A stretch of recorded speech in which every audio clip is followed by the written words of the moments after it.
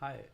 So here is the question, right? So interesting and interested. What's the difference actually, and how do I decide in each situation what to use? Similar words to this are boring and bored, fascinated and fascinating, well, interesting, interested, excited and exciting. So I'm gonna show examples of interesting, and then you can apply the same idea to all these words. And this is why what I'm gonna tell you has a lot of value, because you can use it for any of these pairs, and there are many, many more. So, am I interested or interesting? Is that interesting or not? Let's go into how to decide, and then we will go into some examples. So first things first, I want to look at the pronunciation. So I'm going to put myself here. The pronunciation of this word is has three bits. Interested, interested, interesting. So we have interested, interested, or interesting, interesting. But it's never interesting unless you are making a joke or you want to yeah, have some fun, and then as a joke you can say, ooh, very interesting, or something. But if you're speaking naturally and fluently, you would say interesting. Interesting. So let's look at the difference and when to use which. Whenever we have ed, so it at the end, that is the effect. And we can remember this because e and then effect, right? We have ed with effect. So for example, interested, that's the effect, that's the result. For example, I'm interested. It means that the effect of that is that I'm now interested. We'll look into some examples. Interesting, on the other hand, means that the thing that we're talking about produces interest.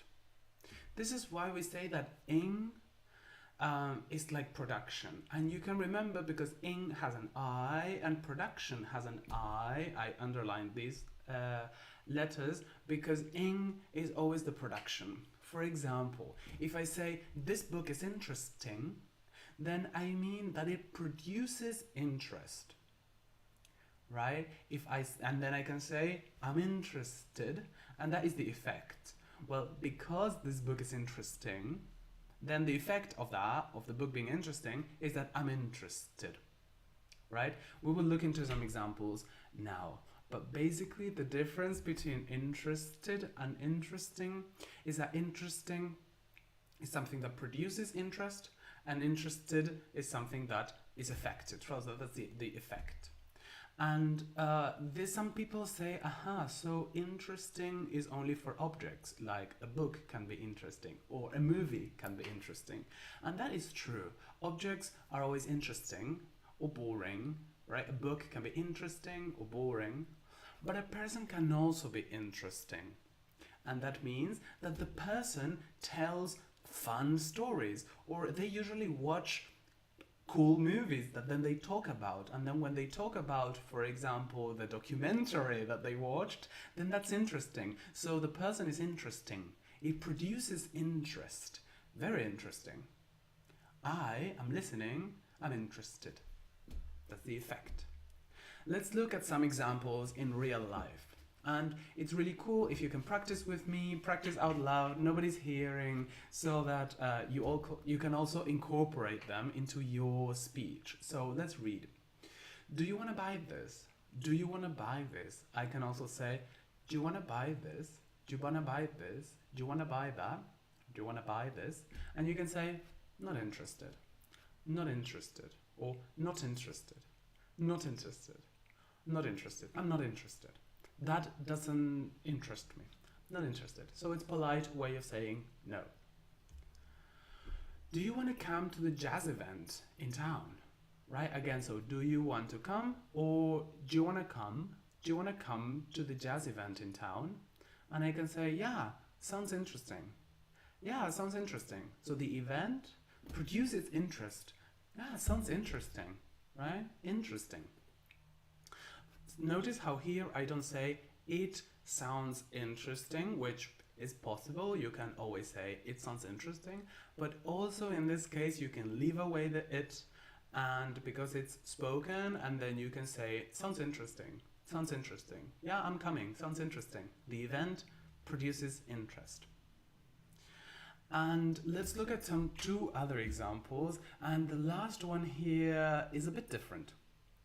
So Stephanie has an interesting background in finance, right? So an interesting background in finance. So I can say that the background generates interest, produces interest. I'm interested. I am interested, but the background is interesting. So she has an interesting background in finance.